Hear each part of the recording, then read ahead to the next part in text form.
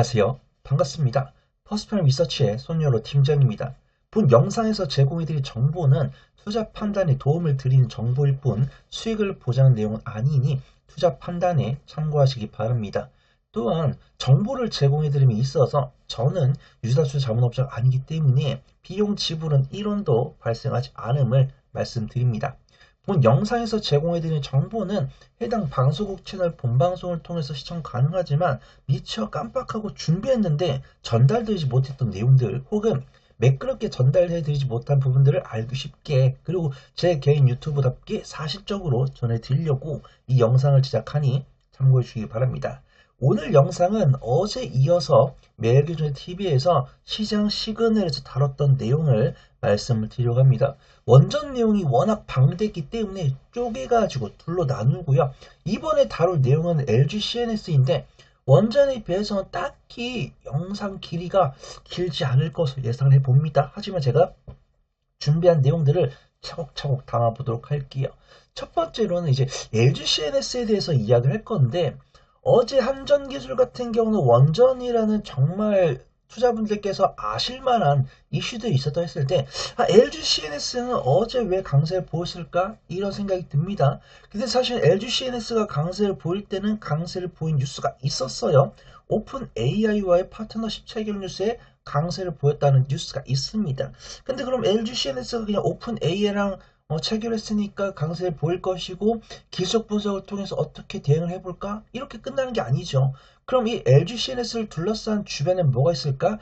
저는 뭐 LG전자랑 AI, 네이버 이렇게 좀 키워드를 확장을 해보도록 하겠습니다. 왜냐면 이게 플로우가 있거든요. 이 LG CNS가 강세를 보이기 전에 우리나라에서는 현재 이재명 대통령이 AI 국가대표를 하고 있죠. 물론 우리나라가 뭐 미국이나 대만을 뛰어넘는 그런 첨단 반도체 기업이나 AI 빅테크 기업을 만들고 싶은 마음은 알고 있습니다. 저도 언젠가는 생길이라 보고 있는데 뭐 반드시 만들겠다, 오래 만들겠다, 뭐 책임지고 만들겠다 이런 이야기에 대해서는 좀 의아하죠. 근데 뭐 만들겠다라고 그런 의지를 보여주시니까 일단 긍정적으로 생각하고 있고 그를 통해서 이제 엔비디아로부터 GPU를 받아가지고 AI 국가대표를 선정을 해가지고 AI 국가대표 선정된 기업한테 이 GPU를 줘가지고 AI 산업을 발전시킨다. 요것이 주요 골자죠. 근데 작년 하반기에 이제 카카오가 탈락을 했고 그 다음에 이번에 네이버가 탈락을 하면서 LG 계열사, LG 그룹사들이 AI 국가대표가 돼가지고 이끌겠구나 이런 생각이 들었습니다. 그런 와중 속에서도 LG CN에서 갑자기 오픈 AI랑 파트너십을 체결했다는 뉴스가 나오면서 역시 국내 AI 사업을 이끌어갈 그룹사는 LG구나 이런 생각을 했고요. 그 다음에 LG전자가 액침 냉각에 대한 기술력을 보여주면서 역시 가전은 LG, 액침 냉각하면 LG, 반도체 하면 LG구나 이런 생각이 들었던 겁니다. 그래서 저는 AI 국가대표에 대해서 우리나라가 앞으로 나아가야 될 방향성에 대해서 간단하게 짚어보고 그 다음에 LG CNS 뉴스 말씀드렸고 LG전자랑 네이버에 대한 이야기도 살짝 해보도록 하겠습니다. 그래서 이런 이야기 있는 거예요. 분명히 취지는 좋아. 우리나라가 AI 산업을 육성을 하겠다는 것에 대해서는 좋습니다. 근데 이 AI 산업을 육성하기 위한 기업을 누구로 할지 그 다음에 비용 조달을 어떻게 할지 항상 이런 게 고민이 되거든요. 그래서 지금도 우리나라가 약간 좀 원화 가치가 좀 하락을 하고 있고 원달 환율이 올라가고 있음에도 불구하고 지방선거를 앞두고 뭐 조금 뭐 포퓰리즘식 뭐 정책이 나오는 것이 아니야 이런 이야기가 나오면서 물론 서학개미 분들의 달러 환전 그 다음에 미국 시장의 꾸준한 우상 기조를 보여주고 있기 때문에 달러 수요에 상승하는 것은 맞지만 이런 부분에서 우리는 어떻게 각자 도생을 해야 되는지 이런 부분들은 좀 체크를 해봐야 될 것 같습니다. 그래서 국가대표 AI가 던진 딜레마죠. 분명히 우리나라가 AI 기간 산업을 잡기 위해서 투자를 해야 되는 것은 맞지만 투자를 하기에 우리나라한테 비용을 지출하는 것이 맞느냐 이런 내용성이 있습니다. 그래서 순수 AI 산업을 우리나라가 데이터 주권과 안보를 갖기 위해서 투자를 해야 될 것이냐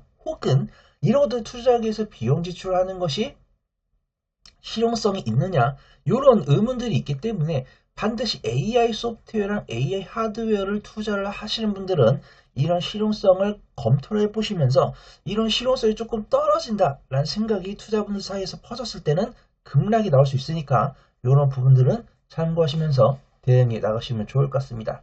첫 번째로는 이제 LG CNS 보도록 할게요. LG CNS 같은 경우 차트만 보면 될 것 같습니다.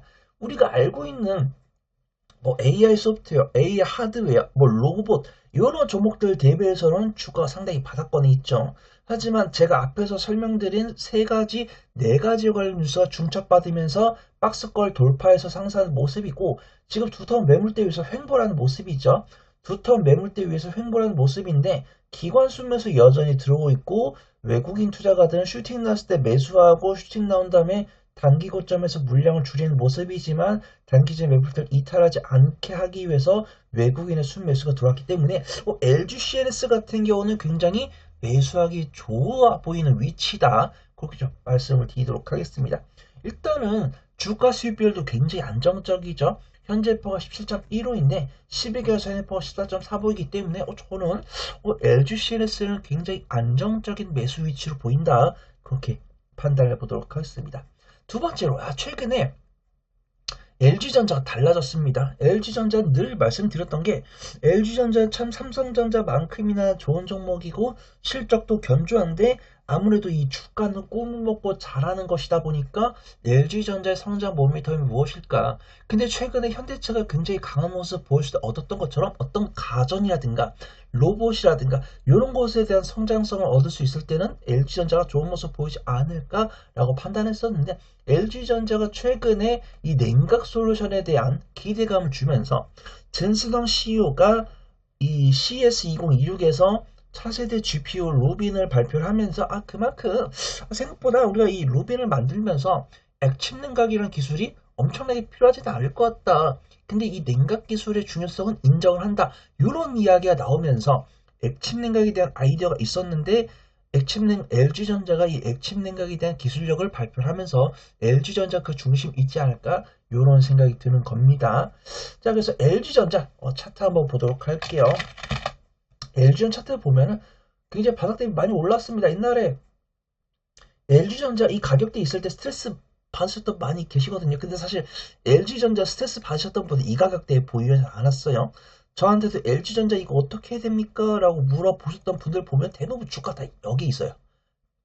9만원대 후반부랑 10만원대 초반부에 있었기 때문에 그런 분들이 고민하셨는데 최근에 이런 분들은 좀 비중 축소하고 계실 것 같습니다. 저 역시도 LG전자를 워낙 좋아하지만 LG전자가 아니더라도 수익을 낼 수 있는 뭐 반도체라든가 전력설비라든가 조선, 방산, 우주항공 이런 쪽이 많기 때문에 굳이 LG전자를 한 이 가격대에 매수했다.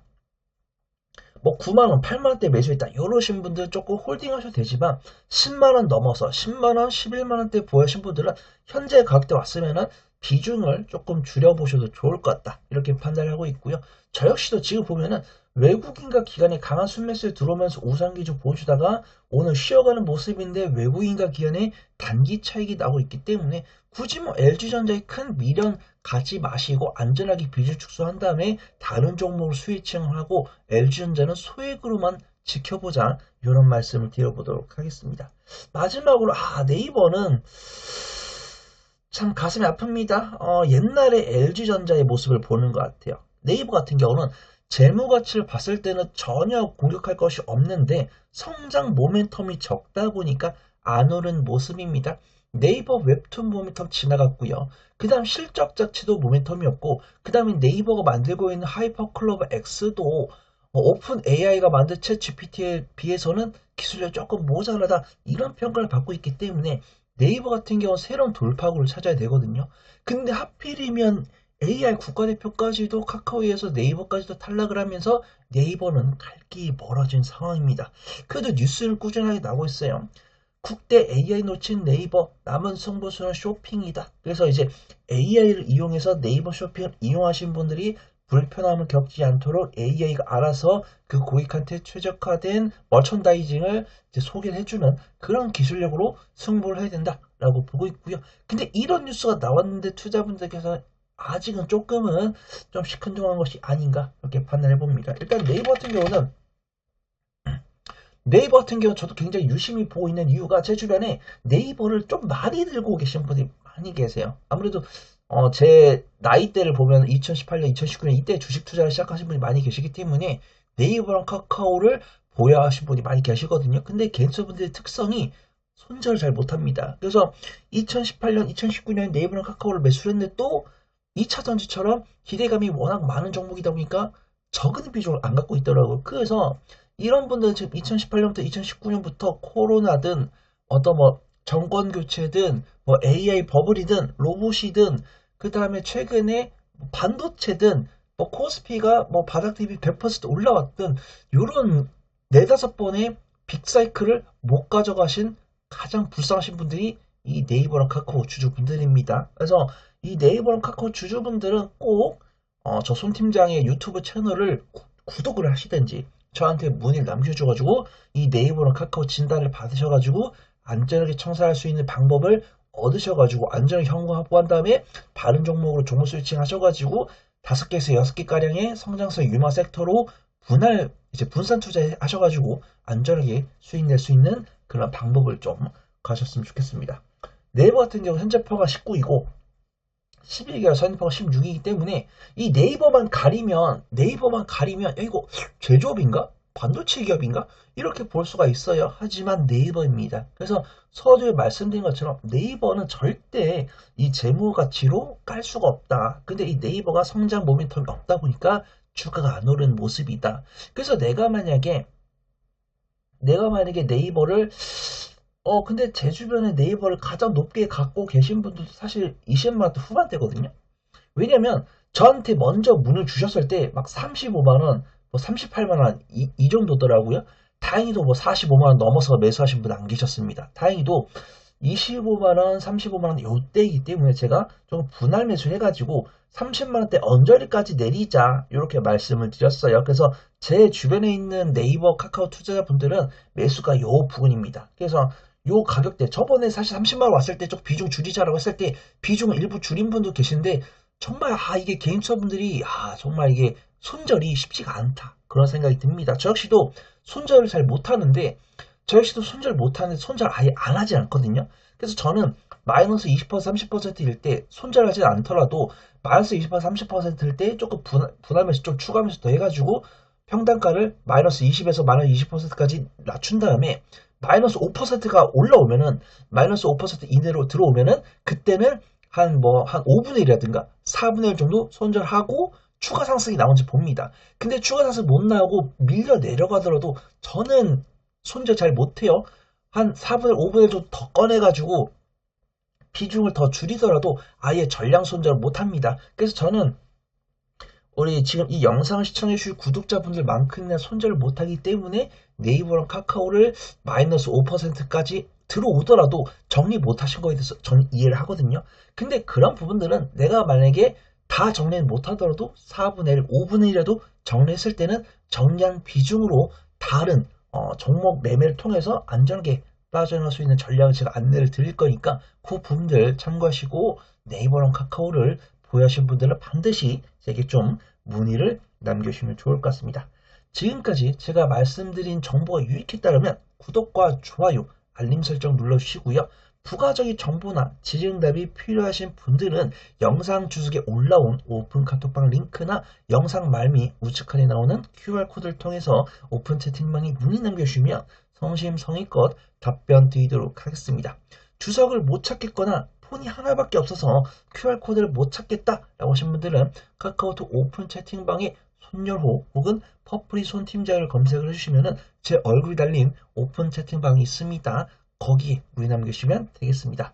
또한 정보를 제공해 드림에 있어서 저는 유사 투자 전문업자가 아니기 때문에 비용 지불은 1원도 발생하지 않음을 말씀드립니다. 저는 더 좋은 투자 정보로 돌아올게요. 고맙습니다.